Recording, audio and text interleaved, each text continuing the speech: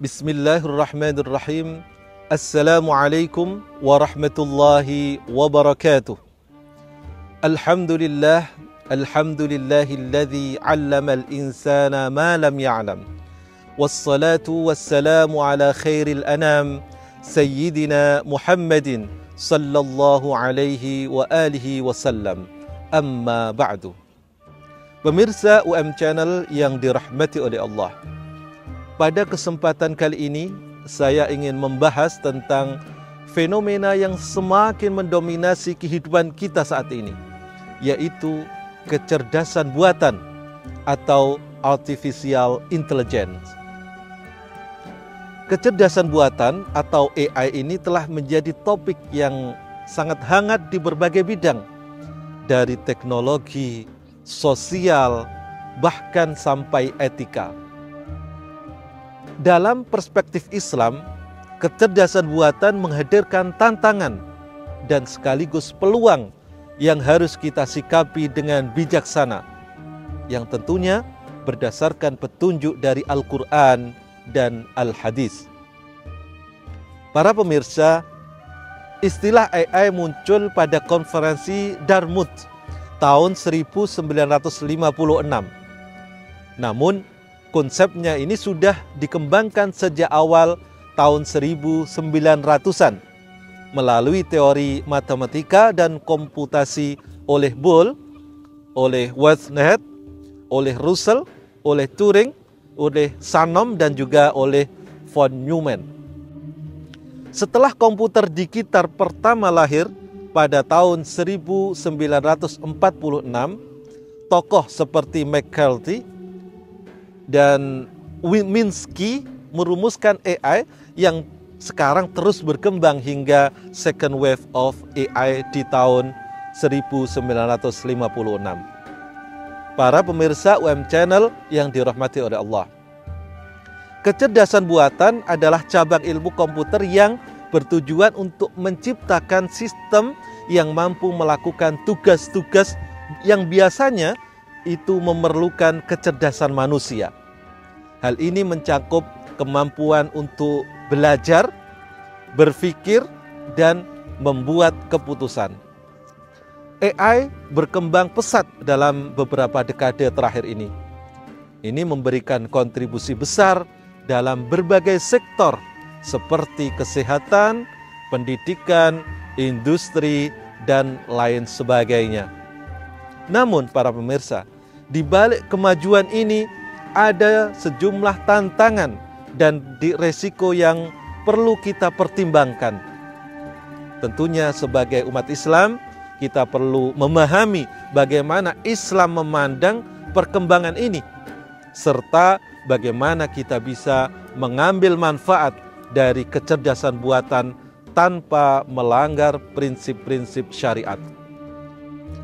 Para pemirsa, yang pertama adalah peluang kecerdasan buatan dalam perspektif Al-Quran. Al-Quran mendorong umat manusia untuk selalu terus belajar dan mengembangkan ilmu pengetahuan dan juga pengalaman kita terhadap pengetahuan tersebut. Firman Allah Subhanahu wa taala dalam surat Al-Mujadilah ayat 11, Bismillahirrahmanirrahim. Yarfa'illahu alladhina amanu minkum walladhina utul ilma darajat.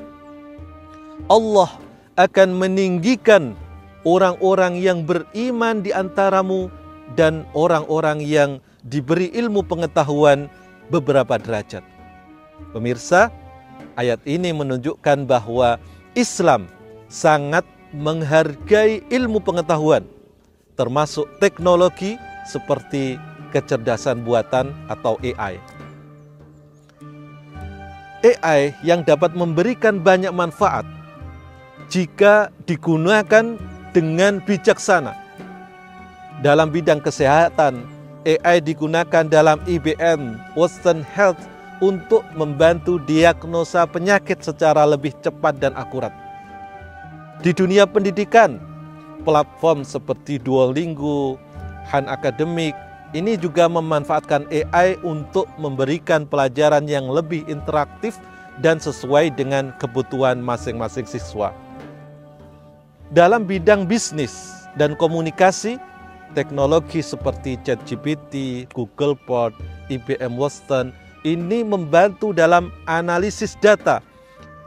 Bisa juga dalam layanan pelanggan dan juga pengelolaan informasi, dan tentunya masih banyak yang lainnya dan sebagainya. Para pemirsa UM Channel yang dirahmati oleh Allah. Selain itu, Al-Quran juga mengajarkan umat Islam untuk memanfaatkan apa yang ada di muka bumi ini untuk kebaikan. Dalam surat Al-Baqarah ayat 29 disebutkan, Huwallazi khalaqalakum ma fil ardi jami'a. Dialah yang menjadikan segala yang ada di muka bumi untuk kamu semuanya. AI bisa dianggap sebagai salah satu bentuk pemanfaatan dari apa yang ada di muka bumi ini, selama digunakan untuk tujuan yang baik dan tidak melanggar syariat. Para pemirsa, yang kedua adalah tantangan kecerdasan buatan dalam perspektif Al-Quran. Namun, di samping peluang yang ditawarkan di atas, kecerdasan buatan juga menghadirkan tantangan yang signifikan, baik dari segi etika maupun spiritual. Salah satu tantangan utama adalah potensi hilangnya pekerjaan manusia akibat otomatisasi yang didorong oleh AI. Hal ini dapat menimbulkan ketidakadilan sosial yang jelas ini akan bertentangan dengan prinsip-prinsip keadilan dalam Islam.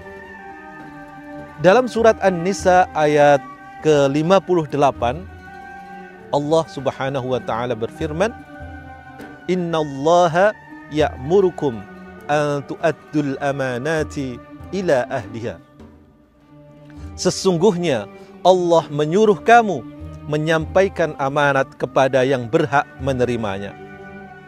Para pemirsa, ayat ini menegaskan bahwa perintah Allah untuk menunaikan amanat kepada yang berhak dan menetapkan hukum dengan adil bagi semua manusia.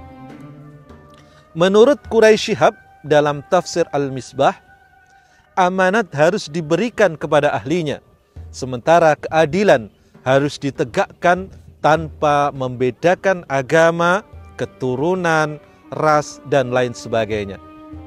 Ayat ini menekankan tentang pentingnya keadilan dalam kehidupan bermasyarakat.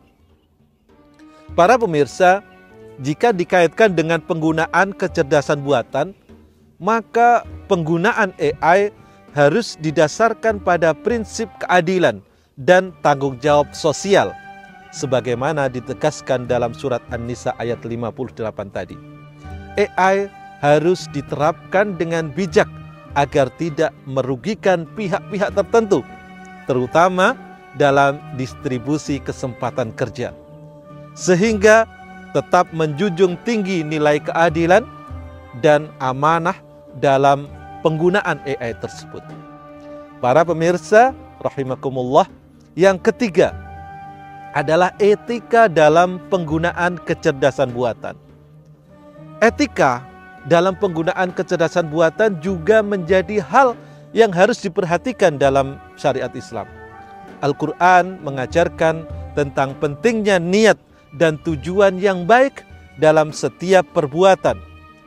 Dalam surat Al-Isra ayat 36, Allah Subhanahu wa taala berfirman, "Wala takfu ma laysa laka bihi 'ilm. Innas sam'a wal basara wal fuada kullu ulaika kana anhu mas'ula." Dan janganlah kamu mengikuti apa yang kamu tidak mempunyai pengetahuan tentangnya. Sesungguhnya pendengaran, penglihatan, dan hati, semua itu akan diminta pertanggungjawabannya. Para pemirsa, menurut Ibnu Katsir, seorang hamba akan dimintai pertanggungjawabannya tentang apa yang dilakukan oleh anggota tubuhnya itu pada hari kiamat kelak. Dan semua anggota tubuhnya akan ditanyai tentang apa yang dilakukan oleh pemiliknya.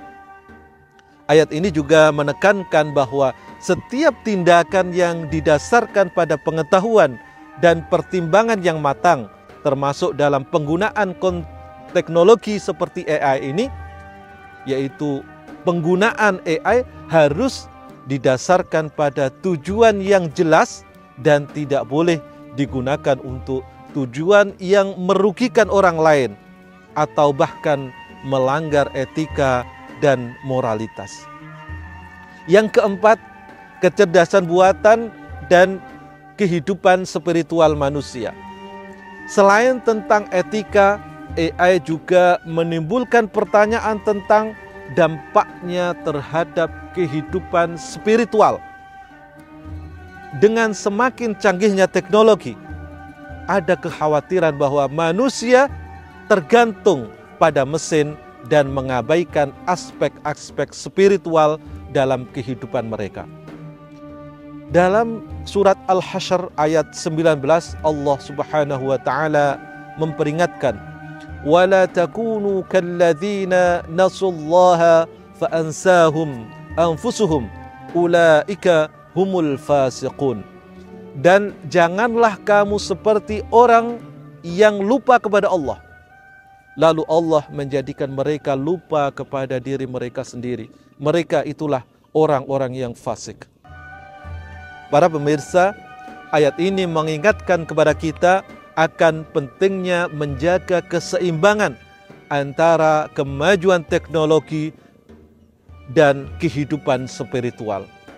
Manusia harus tetap mengingat Allah dan menjadikan Allah sebagai pusat kehidupan meskipun teknologi semakin berkembang. Para pemirsa, kecerdasan buatan menawarkan peluang besar bagi kemajuan umat manusia. Namun jika membawa tantangan yang tidak boleh diabaikan, kita sebagai manusia, sebagai umat Islam, kita harus bijaksana dalam memanfaatkan teknologi ini dengan tetap berpegang pada prinsip-prinsip syariat yang telah diajarkan oleh Al-Quran dan juga Al-Hadis. Para pemirsa, kita harus bisa memastikan bahwa penerapan AI telah atau tidak merusak keadilan sosial, tidak melanggar etika, atau mengganggu kehidupan spiritual kita. Dengan demikian, kita dapat mengambil manfaat dari kecerdasan buatan untuk kebaikan umat manusia dan juga tetap menjaga nilai Islam yang kita anut. Setiap teknologi termasuk kecerdasan buatan atau AI ini tidak lepas dari nilai dan kepentingan tertentu. Tantangan terbesar bukanlah AI menggantikan manusia. Akan tetapi, bagaimana teknologi ini digunakan oleh pihak tertentu. Ini adalah tantangannya untuk kepentingan ekonomi, politik yang tidak adil, dan sebagainya.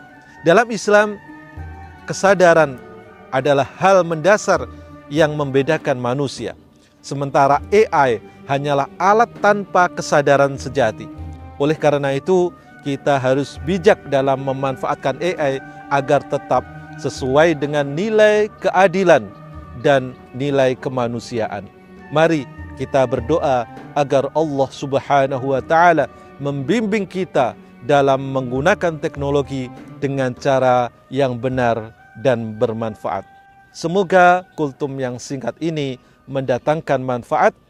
Wabillahi taufiq wal hidayah wal ridha wal inayah. Wassalamualaikum warahmatullahi wabarakatuh.